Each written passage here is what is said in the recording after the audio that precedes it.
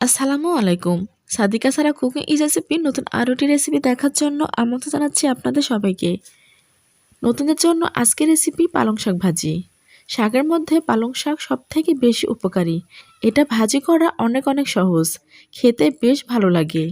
চলুন একদম সহজভাবে পালং শাক ভাজি রেসিপি দেখিয়ে দিই। পালং শাক ভাজি করার জন্য প্রথমে পালং শাকের মূল অংশ কেটে ফেলে দিচ্ছি। শাক এভাবে মূল অংশ কেটে বাদ দিচ্ছি। এক আঁটি শাক প্রথমে মূল অংশ কেটে ফেলে দিবেন। তারপরে ডুবো পানিতে শাকগুলো ভালোভাবে ধুয়ে নিতে হবে। এবার শাকগুলো ছোট ছোট টুকরা করে কেটে নিচ্ছি। শাকগুলো কাটা অনেক সহজ, দেখে বুঝতে পাচ্ছেন আমি কিভাবে কাটছি। ঠিক এভাবে সবগুলো শাক কেটে নিতে হবে। সবগুলো শাকই ছোট ছোট টুকরা করে কেটে নিলাম। আমি এখানে সবগুলো শাক ঠিক এভাবে ছোট ছোট টুকরা করে কেটে নিয়েছি। চুলা মিডিয়াম আছে জ্বালিয়ে একটা প্যান বসিয়ে দিয়েছি। এবার কেটে রাখা শাকগুলো প্যানের মধ্যে দিয়ে দিচ্ছি। আমি এভাবে সবগুলো শাক প্যানের মধ্যে দিয়ে দিলাম। শাকগুলো এখন দেখতে অনেক বেশি মনে হচ্ছে, কিছুক্ষণ পর দেখবেন শাকগুলো কমে গেছে। শাক দিয়ে দিচ্ছি লবণ, 4 চামচের হাফ চামচের মতো লবণ দিচ্ছি। এই পর্যায়ে লবণটা একটু সাবধানে দিতে হবে, মানে শাক দেখতে অনেক মনে হচ্ছে কিন্তু শাকগুলো পরে কমে যাবে, সেজন্য লবণটা বুঝিয়ে দিতে হবে। লবণ দিয়ে নাড়াচাড়া করে শাকের সঙ্গে মিশিয়ে নিচ্ছি। নেড়ে দিয়ে কিছুক্ষণ এভাবে রান্না করব। ঢাকনা দেওয়া যাবে না। 4-5 মিনিট পর দেখবেন শাক থেকে অনেক পানি বের হয়েছে। তখন চুলার আঁচ কিছুটা বাড়িয়ে দিতে পারেন। চুলার আঁচ বাড়িয়ে দিলে শাক থেকে যে পানি বের হবে সে পানিটা তাড়াতাড়ি শুকিয়ে যাবে। নাড়া দিয়ে কিছুক্ষণ রান্না করলাম। দেখে বুঝতে পাচ্ছেন শাক থেকে অনেক পানি বের হয়েছে। শাকগুলো সাইড করে মাঝখানে পানিগুলো আমি শুকিয়ে নিচ্ছি। এই পর্যায়ে চুলার জাল হাই হিটে রেখে মাঝখানে পানিগুলো শুকিয়ে নিতে হবে। দেখে বুঝতে পাচ্ছেন শাকের পানিগুলো শুকিয়ে গেছে। এবার নাড়া দিয়ে বাকি পানিগুলো শুকিয়ে নিতে হবে। 1 থেকে 2 মিনিট এভাবে নাড়াচাড়া করে শাকের গায়ের বাকি পানিগুলো শুকিয়ে নিচ্ছি।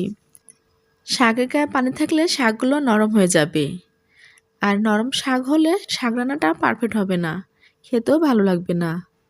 শাকের গায়ে পানিগুলো শুকিয়ে নিয়ে শাকটাকে ঝরঝর করে নিতে হবে, তাহলে পারফেক্ট একটা শাক রান্না হবে। দেখুন শাকের পানি টেনে গেছে। এখন শাকগুলো অন্য একটি পাত্রে তুলে নিচ্ছি। এখন শাক ভাজি করার জন্য চুলা মিডিয়াম আছে একটা প্যান গরম করে নিচ্ছি। প্যানে দিচ্ছি সামান্য তেল, 2-3 টেবিল চামচ হবে।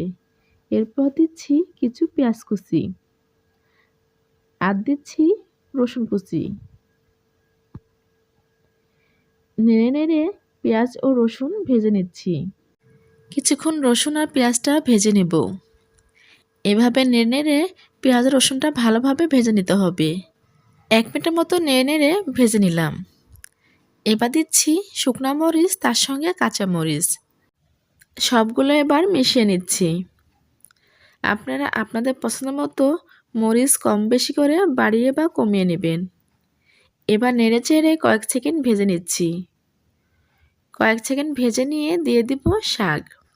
আমাদের মধ্যে অনেকে আছে শাকটা পারফেক্টভাবে রান্না করতে পারে না। শাক রান্না করতে গেলে শাকগুলো ঘাটা ঘাটা হয়ে যায়। পারফেক্ট শাক ভাজি করতে গেলে আমার মতো এভাবে ভাজি করবেন, আপনার শাক ভাজিটাও পারফেক্ট হবে। এবার দিয়ে দিচ্ছি শাক। শাক দিয়ে নেড়েচেড়ে মিশিয়ে নিতে হবে। আমাদের পালং শাক ভাজি করা রেডি। দেখলেন শাক ভাজি করা কত সহজ। আপনারা পারফেক্ট শাক ভাজি করতে চাইলে এভাবে ভাজি করে নেবেন। আশা করি আমার আজকের শাক ভাজি রেসিপিটা আপনাদের অনেক বেশি ভালো লেগেছে। ভালো লাগলে লাইক, কমেন্ট, শেয়ার এবং সাবস্ক্রাইব করবেন। সাবস্ক্রাইব করে আমার চ্যানেলের সঙ্গে থাকবেন। আমি যেন আপনাদের মাঝে এমন মজার মজার এবং সহজ সহজ রেসিপি নিয়ে হাজির হতে পারি। আর আজকের শাক ভাজি রেসিপিটা কেমন হয়েছে আমাকে অবশ্যই কমেন্ট বক্সে কমেন্ট করে জানাবেন। গরম ভাতের সাথে এমন শাক ভাজি খেতে কার না ভালো লাগে। আমরা সবাই শাক খেতে পছন্দ করি, আর যদি পারফেক্টভাবে শাক ভাজিটা করা হয় তাহলে তার কথাই নেই।